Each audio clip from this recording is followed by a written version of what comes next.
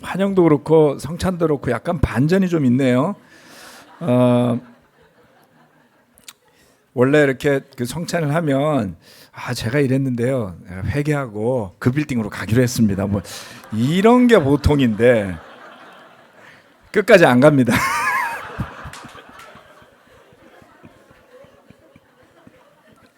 아무튼 성찬 쉐어링 들으면서 이렇게 웃기는 처음이었던 것 같습니다. 하지만 그럼에도 불구하고 본인의 솔직한 그 두려움과 고민들, 그 가운데 영적인 해답들을 찾아나가는 그런 믿음의 모습들을 볼 수 있어서 참으로 감사했습니다. 근데 중형제 2달 동안 게임 금지는 좀 가혹한 거 아닌가요? 좀 세게 두드려 패고 눈물 흘쩍거리고 회개하는 쪽으로. 네, 저희 집은 뭐 짧고 굵게. 하지만 집집마다 또 나름의 문화가 있기 때문에 기꺼이 존중합니다. 얼마 전에도 우리 두 아들과 더불어 향후에 우리 손자들의 훈육은 어떻게 할 것인가에 대해서 심도 깊은 논의를 좀 했거든요. 요즘은 자기 애라도 잘못 때리면 폭행죄로 잡혀가잖아요. 그래서 훈육은 부모의 것, 할아버지의 것은 아니잖아요. 그래서 너희들이 하거라, 이렇게 제가 방향을 제시해 줬었습니다. 아무튼 오늘 중형제 이야기를 들으니까 갑자기 그 생각이 나네요. 자, 지난주에 이어서 오늘 말씀과 성령 두 번째 시간입니다. 갑자기 PC가 왜 이러죠? 네, 재부팅을 하는 중입니다. 한 3개월간 쉬다가 오니까 오락가락합니다. 오락가락하고 좀 바쁘게 지나갔어요. 그래서 훅 하니까 일주일이 지나갔고요. 벌써 보름째가 되었습니다. 중형제가 시작할 때 광고해줬던 7월 28일 이웃초청 예배는 올해 전도에 가장 열심인 우리 전도사님, 김현수 전도사님이 제안을 하셨던 거고요. 참 좋다라는 생각을 했습니다. 그래서 기도하고 있고요. 제 주변에 보니까 강동 송파 지역에 저희 동기들 모임이 있더라고요. 그래서 그 모임 이름이 송강호예요. 송강호, 송파 강동을 좋아하는 사람들의 모임 이래가지고 제가 모임을 한번 갔었습니다. 그래서 좀 오라고 초대를 해볼 생각입니다. 다들 이제 은퇴도 했고 젊은 나이지만 제가 목사라는 거 아니까 굉장히 궁금해하더라고요. 그래서 야 신천지는 뭐니? 이런 것만 물어봐요. 네, 신천지는 뭐냐? 이거는 뭐냐? 저거는 뭐냐? 성경에 관심을 좀 가져라. 제가 다음번 만나서는 한번 이야기를 자세하게 할 생각입니다. 자, 지난 시간에는 제가 보고 싶었던 성경 사본들에 대한 것과 또 성경 번역사에 대한 이야기를 좀 나누어 드렸죠. 그리고 거기에 뒤이어서 오늘은 우리를 이끄시는 성령이라는 제목으로 말씀을 나누고자 합니다. 자, 네. 우리가 사도 바울이 말씀을 전할 때 사도 바울이 복음을 전하는 말씀의 근거는 근본적으로는 구약 성경에서 왔죠. 그 당시에 가지고 있던 구약 성경, 그리고 바울은 본인이 예수님으로부터 계시를 받아서 알고 있고 가지고 있었던 말씀, 그 계시의 말씀을 복음이라고 불렀습니다. 구약의 말씀을 믿음으로 재해석한 복음이라는 말씀을 가지고 선교를 하면서 다녔는데요. 그런데 그 바울 선교의 핵심을 이끄는 또 다른 한 축이 있었는데 그것은 성령이었습니다. 신약 교회가 시작할 때 아주 큰 두 가지의 변환점, 변곡점이라고 할까요? 전환점이 있는데 그 중에 하나는 사도행전 2장에 나오는 오순절날 성령이 내려오면서 예루살렘 교회가 탄생한 일이었습니다.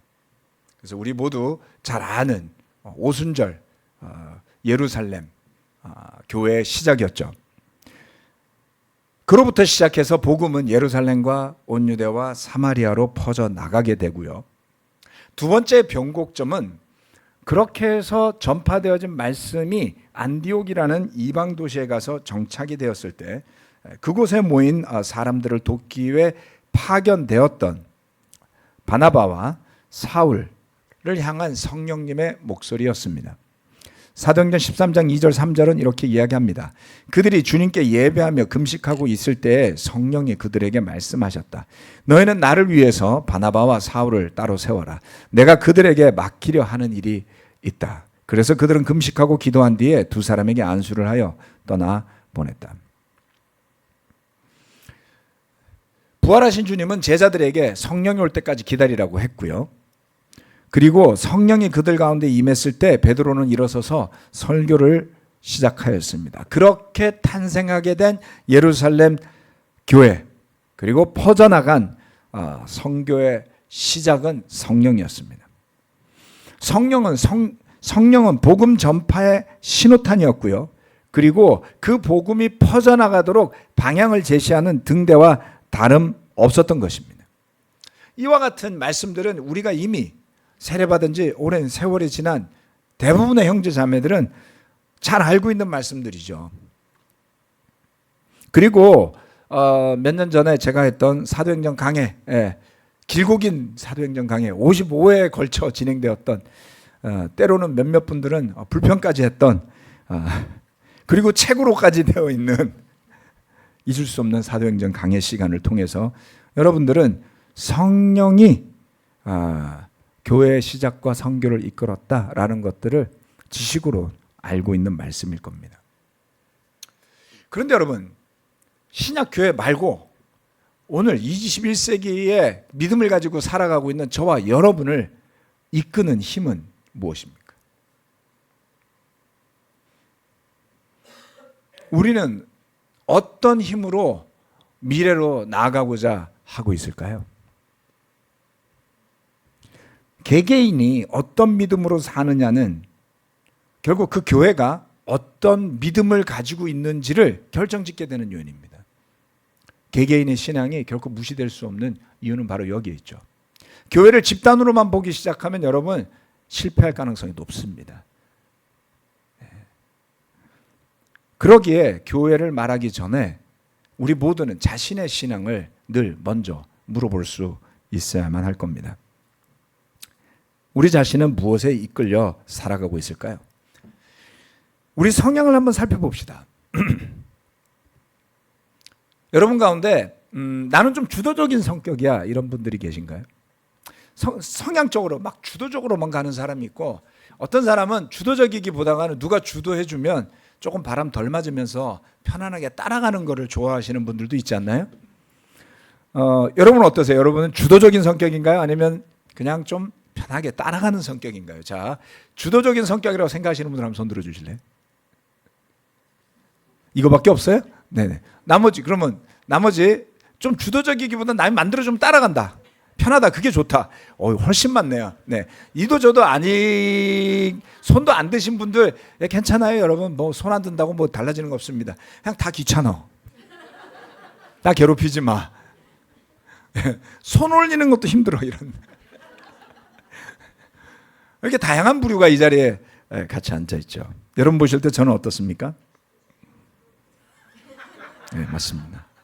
제 안에도 두려움과 불안함이 없지는 않지만 늘 그 두려움이나 불안함을 아주 강력하게 억누르고 아주 주도적으로 사는 성향이 강한 사람입니다. 저는 스스로 뭔가를 만들고 없는 길도 찾아내는 그런 도전이 즐겁고 재미있습니다. 예전에 저희 삼촌이 경북 성주에서 농사를 지셨었는데요. 방학 때가 되면 특히 겨울에 놀러 가면 넓은 벌판이 있죠. 벼를 다 베고 난 논들이 굉장히 넓습니다. 거기에서 할 일이 뭐가 있습니까? 겨울에 시골에 가면 연 날리는 것밖에 없어요. 그러면 젊은 삼촌들이 연을 만들어서 그 넓은 벌판에서 연을 날리다 보면 저 끝에 꼭 산들이 있어요. 우리나라는 산이 많잖아요. 넓은 논바닥 너머로 연을 날리면서 산을 볼 때마다 궁금합니다. 저 산 너머에는 뭐가 있을까? 저기 한번 꼭 가보고 싶다. 예, 이런 생각이 있죠. 그리고 어느 틈엔가 등산을 하게 되면 차를 타고 지나갈 때마다 보이는 모든 봉우리는 다 올라가 보고 싶었어요. 궁금해요. 저기에 뭐가 있을까? 프루스트라는 사람이 시를 썼잖아요. 가보지 않은 길. 저는 그 시를 봐도 시 같지는 않았는데 하나는 와서 꽂혔어요. 맞아, 가보지 않은 길은 늘 가보고 싶어. 제 아내는 가보지 않은 길 절대 가지 않아요. 가려고 그러면 말려요. 거기를 왜 가려고 그러냐고. 고생 많았습니다. 지난 30년간 저랑 산이라고. 절대 혼자라면 가지 않았던 많은 길을 갔고요. 그래서 고생도 많이 했고요. 요거도 먹는 남편 보면서 마음고생도 많이 했죠. 그런 제가 성령님의 인도하심에 저를 맡기는, 그렇게 이끌려 사는 삶을 산다라는 것은 타고난 본성을 거스르는 일 아닐까요? 쉽지 않습니다. 시간이 흐를수록 저는 사도 바울이 걸었던 믿음의 여정과 선교의 역사가 던지는 영감과 도전을 많이 느끼게 되었습니다. 사도 바울도 무척 주도적인 사람이었죠. 강했습니다. 그러나 그가 예수님의 제자가 되고 난 뒤 그는 완전히 변하게 됩니다. 주님을 만났던 그 순간은 바울에게 있어서는 영광스러운 순간이 아니었어요. 충격의, 쇼크의 순간이었습니다. 공포의 순간이었죠. 그리고 앞으로 이어질 그의 삶을 암시라도 하듯이 그는 눈이 멀게 되었고요. 그가 이끌고 가던 사람들의 손에 이끌려서 다마스커스라는 곳에 도달하게 되었고, 그가 핍박하고 잡아서 가두고자 했던 사람들의 이끌림을 받아서 믿음을 고백하고 침례를 받게 됩니다. 여러분, 정신이 없겠지만 주도적인 성격의 사람들이 본인이 원하지 않는 일을 연속적으로 당하게 되면 어떻게 될까요? 알딸딸해지죠. 네, 주도적이지 않은 사람이 주도적이 되어야 하면 어떻습니까? 죽을 맛이죠. 우리 모두는 예수 그리스도를 따라 나서면 장밋빛 미래를 꿈꾸고 싶지만 진정한 믿음의 사람이라면 원치 않는 도전과 이끌림의 길로 나아갈 수밖에 없다는 것을 알아야만 합니다. 여전히 주도적인 바울의 성격이 사라지지는 않았지만 그의 삶은 변했습니다. 그는 주도적으로 복음을 전하기 위해 몰두했습니다. 그리고 수없이 많은 이방의 교회들을 세우는 업적을 남겼지만 그는 그가 했던 헌신과 수고의 업적을 자랑하지는 않았습니다. 그의 업적에 비교한다면 그의 자랑은 없는 것이나 마찬가지가 아닌가요? 그는 어떠한 한때에도 교회에 대한 자신의 주도권을 자신의 이익을 위해 주장한 적이 없었습니다. 그 정도의 업적을 세운다면 좀 자랑하고 싶은 마음도 있지 않았을까요? 그의 마음의 중심은 자신이 아니라 말씀 그리고 성령으로 채워져 있었기 때문이었습니다. 그것을 단적으로 드러내는 사건 중에 하나는 그의 선교의 여정 가운데 벌어졌는데요. 길지 않은 시간 사이에 그의 선교 계획은 2번이나 가로막히게 됩니다. 무엇에 의해서? 성령에 의해서였습니다. 사도행전 16장 6절로 7절 말씀, 아시아에서 말씀을 전하는 것을 성령이 막으심으로 그들은 부르기아와 갈라디아 지방을 거쳐가서 무시아 가까이 이르러서 비두니아로 들어가려고 하였으나 예수의 영이 그것을 허락하지 않으셨다.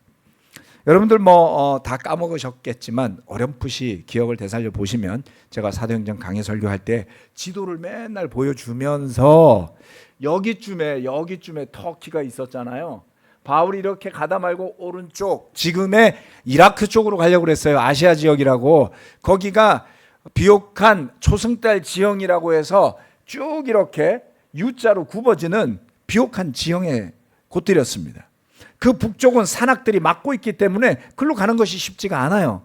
그래서 지형적으로는 그렇게 아시아 쪽으로 선교에 가는 것이 당연히 맞는 일이었을 겁니다. 그런데 성령이 막았어요.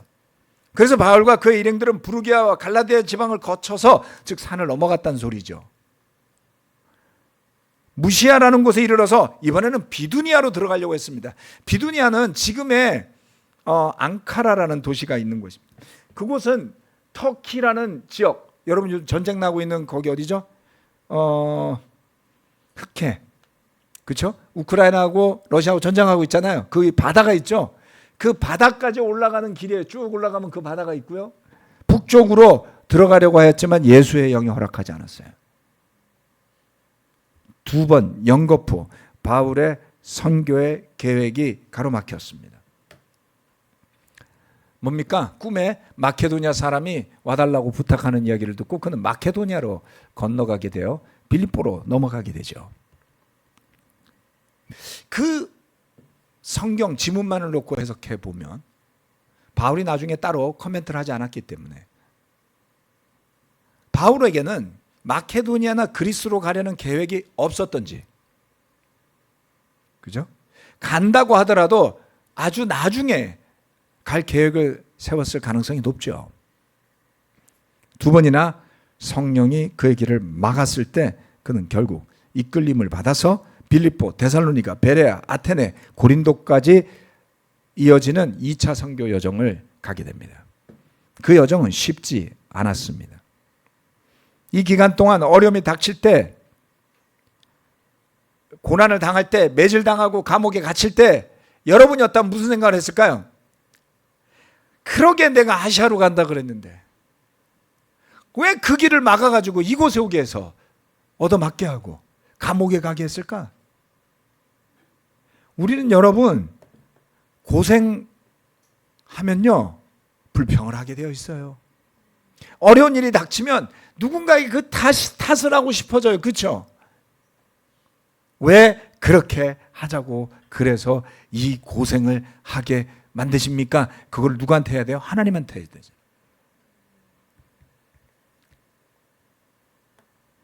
아니면 주변 사람들에게 할 겁니까? 네가 일로 가자 그랬잖아. 누가. 내가 신라를 데리고 온 게 잘못이었어.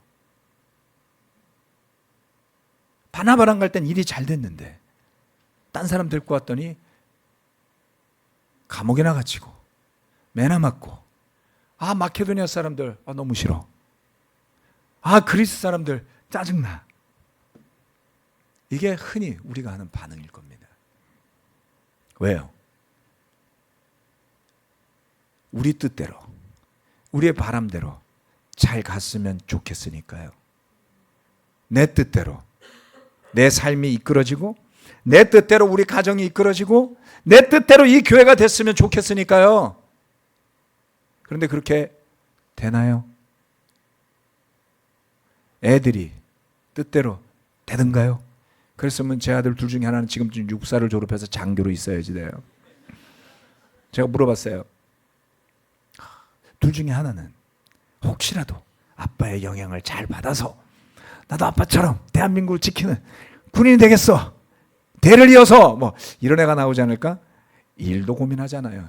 아빠는 아빠고 저는 저거든요. 저는 싫어요. 네. 뜻대로 되지 않습니다. 부부관계가 뜻대로 되던가요? 뭐 여자하고 살아봤습니까? 뜻대로 되는 게 없어요. 결혼했더니. 도대체 이 여자는 왜 내 말을 이렇게 안 들어주지? 그럼 제 아내는 뭐라 그랬어요? 도대체 이 남자는 왜 제 멋대로지? 그렇게 30년을 살아온 겁니다. 예, 뭐 지금도 그러진 않아요, 여러분. 예. 하지만 여전히 저는 저의 뜻이 있고 제 아내는 제 아내의 뜻이 있습니다. 다만 그것을 조화롭게 해서 기쁘고 감사하게 사는 길을 찾았을 뿐이죠. 그러기 위해서 얼마나 서로를 부인했어야 할까요? 우리가 이렇게 함께 예배드리는 교회로 큰 불만 없이 감사하고 기뻐하는 예배를 드릴 정도까지 오기 위해서 서로 얼마나 양보하고 내 뜻대로 안 되더라도 인내하거나 내 길을 버리기 위해서 노력했을까요?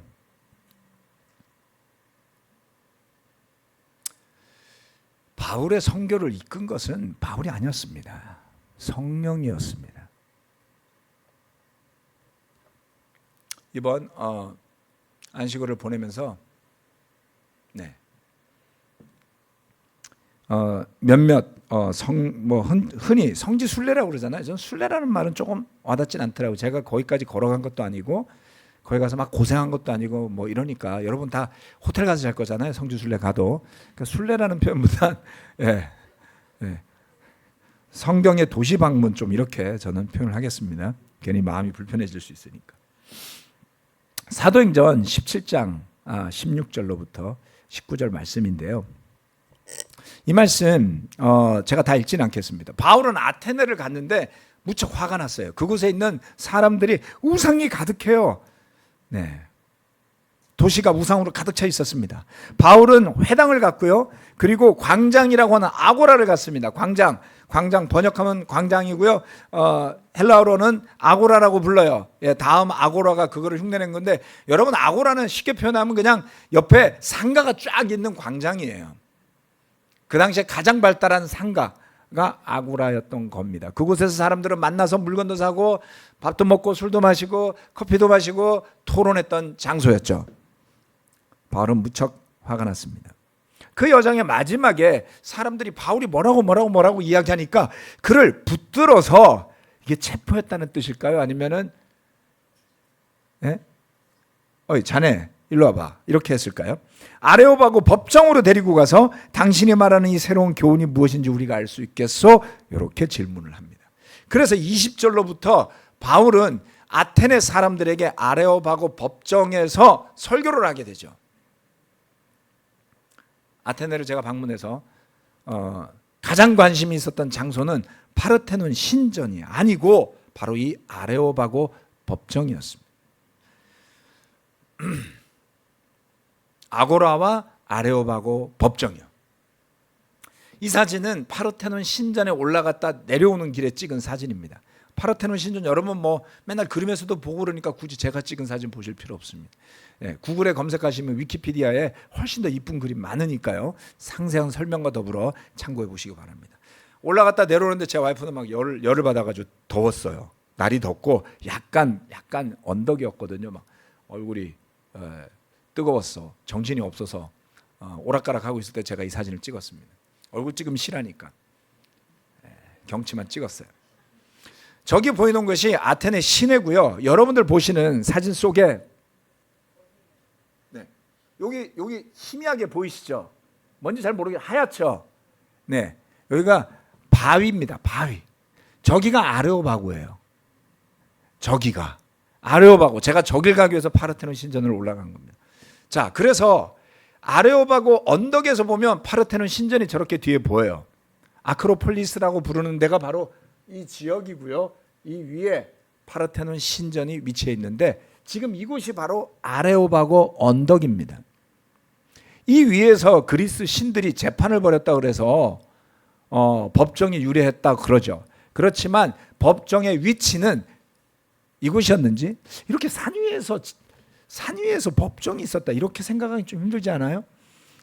그래서 확실치는 않지만 고고학자들은 이 언덕 아래에 있는 아고라의 한편에 왕의 스토아라고 부르는 곳에서 법정이 있었을 것이다라고 추정을 합니다. 아고라와 이 아레오바고 언덕이 저에게 있어서는 가장 관심 있는 분야였습니다. 왜냐하면 바울은 그 아고라라는 지역에서 사람들과 설전을 벌였을 거고요. 그리고 아레오바고 법정에서 복음을 전했을 거기 때문이었습니다.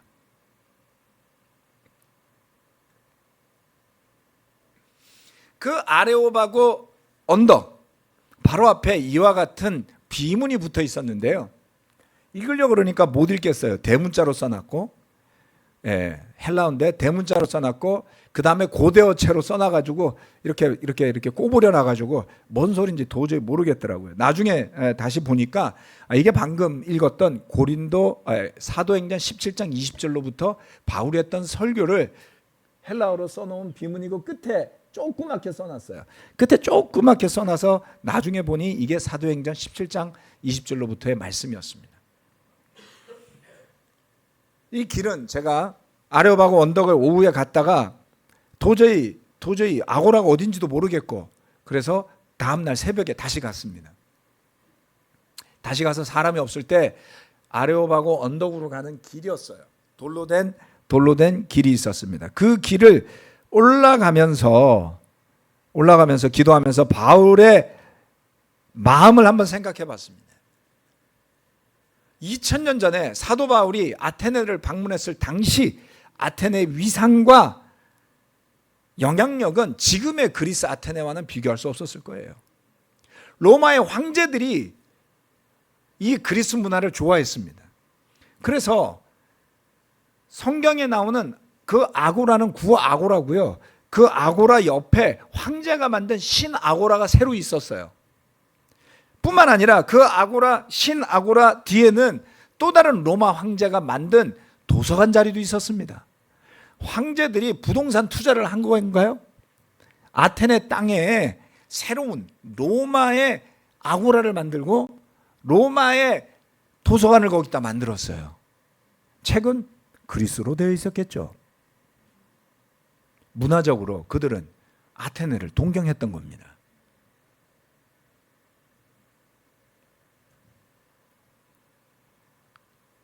바울은 그 도시 문화를 보고 분노했고요. 복음을 전하고자 애썼습니다. 제가 기도를 하면서 생각해 봤어요. 만약 오늘 누가 나에게 여기서 복음을 전하라고 한다면 사람들은 어떻게 반응할까? 네. 자신이 없었습니다. 수많은 관광객들이 붐비고 있었고요. 그럼 2000년 전에는 안 그랬을까요? 수많은 관광객이 아테네를 찾지 않았었을까요? 그리스 사람들은요, 제가 말씀드렸죠. 콧날도 오뚝하고 얼굴 선도 굉장히 선명하고 부리부리하게 생겨서 좀 무섭게 생겼어요. 말도 엄청 빨리 해요. 바울은 그런 사람들의 틈바구니 속에서 예수 그리스도라는 저 팔레스타인의 남들이 잘 알지 못하는 어느 한 도시에 태어났다, 죽었다, 부활하신 예수님을 전하고자 노력했습니다.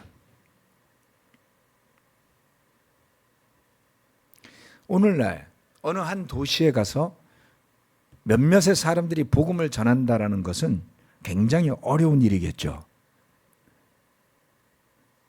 바울의 시대에도 쉬운 것은 하나도 없었을 만한 일이었겠구나. 바울의 믿음의 도전, 그것은 성령의 이끌림에 의한 것이었고 그의 계획을 뛰어넘는 주님의 인도하심을 따라 이루어진 일들이었던 것입니다. 그 아레오바고 언덕에서 도시를 바라보면 여기에 보이는 이 자리가 아고라 자리입니다. 어렴풋이 보이죠? 녹색으로 되어 있는데 내려가 보면 그 자리에 구 아고라가 펼쳐져 있는 곳입니다. 그곳에서 바울은 언뜻 보기에 대단히 성공적이지 않은 여정을 마치고 고린도로 넘어가게 되죠. 그런데 그곳에서 마지막에 보여드리겠습니다. 그곳에서 바울은 디오누시오라는 법관을 개종시키게 됩니다. 아레오바고 법정, 그가 했던 설교를 들은 사람들 중에 법관 한 명과 다말이라는 한 여인 외 몇몇 사람들이 복음을 받아들였다라고 되어 있어요. 그리고 바울은 바로 고린도로 넘어가게 되었습니다. 성경이 가라고 하는 환경은 우리가 예상하거나 우리가 만들고 싶은 환경과는 전혀 별개의 것일 수 있더라는 것입니다. 바울은 그의 선교 여정의 말미에 이렇게 이야기를 했죠. 보십시오. 이제 나는 성령에 매여서 예루살렘으로 가는 길입니다. 거기서 무슨 일이 내게 닥칠지 나는 모릅니다. 다만 내가 아는 것은 성령이 내게 일러주시는 것뿐인데 어느 도시에서든지 투옥과 환난이 나를 기다리고 있다는 것입니다. 그러나 내가 나의 달려갈 길을 다 달리고 주 예수께 받은 사명 곧 하나님의 은혜의 복음을 증언한 일을 다하기만 하면 나는 내 목숨이 조금도 아깝지 않습니다.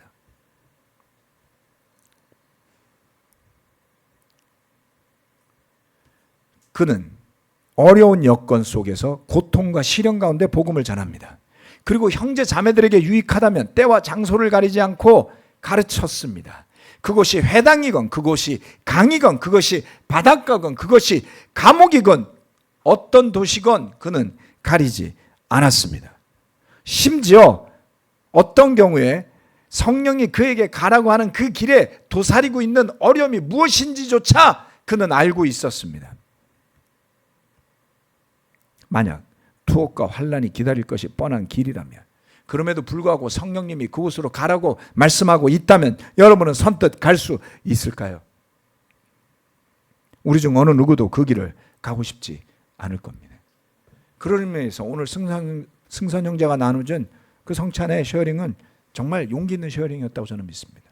저는 가고 싶지 않아요. 지금도 가고 싶지 않아요. 하지만 기도하겠습니다. 많은 사람들이 어려움이 닥치면 용감한 척을 하거나 내지는 일도 손해보고 싶지 않은 태도를 취하게 되죠. 저나 여러분이나 별반 다르지 않을 겁니다. 왜요? 어쩌면 우리는 장밋빛 미래만 기대하며 예수님의 제자로 살겠다고 했던 것이 아닐까요? 교회는 아름다워야 하고 늘 사랑이 넘쳐야 하고 문제가 1도 없어야 하는데 문제가 생기면 이게 교회야라는 말 한마디를 하고 그냥 걸어 나가시는 건가요?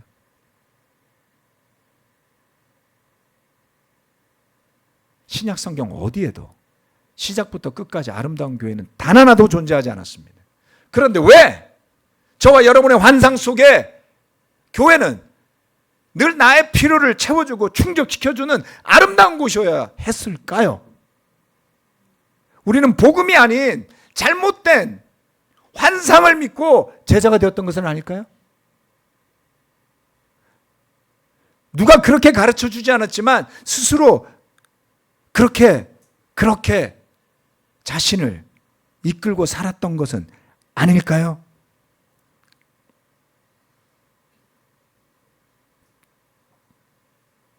하나님이 주시는 진정한 번영과 미래와 희망은 우리가 바라는 이기적인 장밋빛 미래와 축복 가득한 날들이 아닐 가능성이 높겠구나. 바울이 선교를 다녔던 도시를 저는 다 가보고 싶습니다. 그런데 가서 구경하는 게 목적이 아니에요. 가서 바울의 심정을 느껴보고 싶어요. 왜요? 저는 아직도 바울만큼 복음을 정하는 일을 다 하기만 한다면 나는 내 목숨이 조금도 아깝지 않습니다라는 고백까지 가지 못했으니까요. 바울처럼 끌려가게 살고 싶지 않으니까요.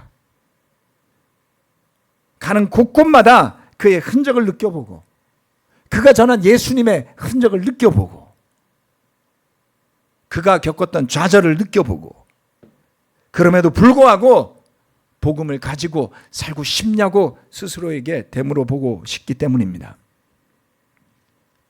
바울의 이 고백을 기억해 봅시다. 우리 각각의 삶을 이끄는 것이, 우리 각각의 가정교회를 이끄는 것이, 우리가 함께하는 이 공동체를 이끄는 것이 성령이 되게 하여야 합니다. 저는 섬기는 사람이지 이끄는 사람이 아닙니다.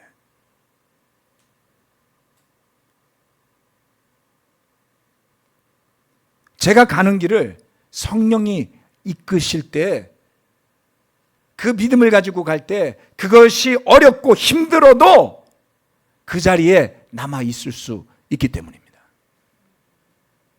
그것은 저에게만 해당되는 일이 아닙니다. 여러분 모두의 삶의 길에 해당될 것입니다. 성령의 이끌림을 느끼고 경험하고 때로는 계획했던 길이 부정당한다 할지라도 여전히 그 길에 남아서 믿음을 지키고자 한다면 괴롭지만 여러분은 그 자리를 주님이 원하시는 길로 가실 수 있게 될 겁니다. 안락하고 편안하고 보기에 아름다운 교회를 버립시다. 교회를 통해서 이익을 취하겠다라는 얄팍한 이기심을 버립시다.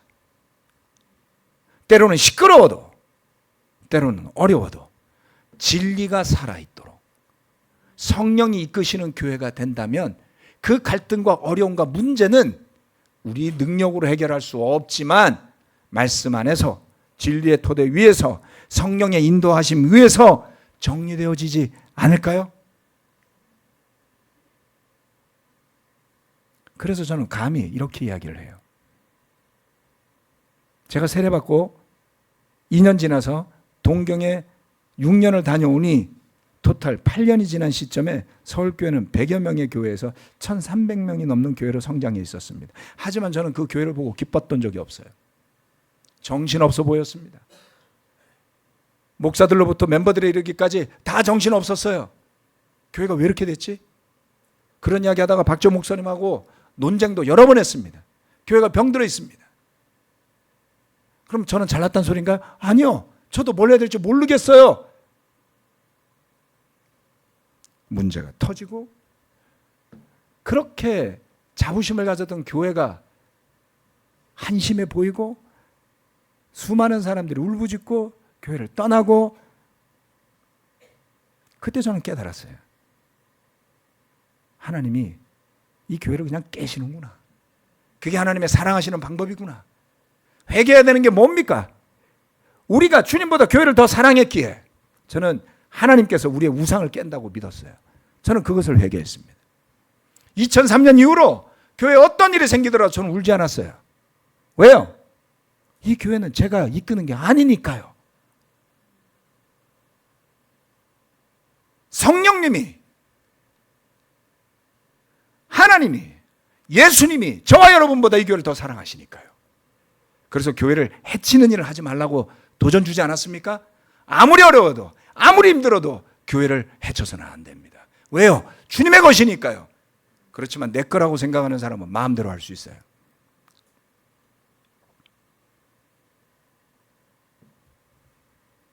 저는 감히 이야기할 수 있어요. 지금의 교회가 1600명을 넘어섰던 사람들이 바글바글했던 교회보다 훨씬 말씀에 다가가 있습니다. 그러면 그것을 우리는 자랑으로 여겨야겠습니까? 아니요. 뭔 자랑할 게 있습니까, 여러분? 바울은 자랑하려고 하면 저의 약한 거나 자랑하겠다라고 했습니다. 교회를 자랑하지 마십시오.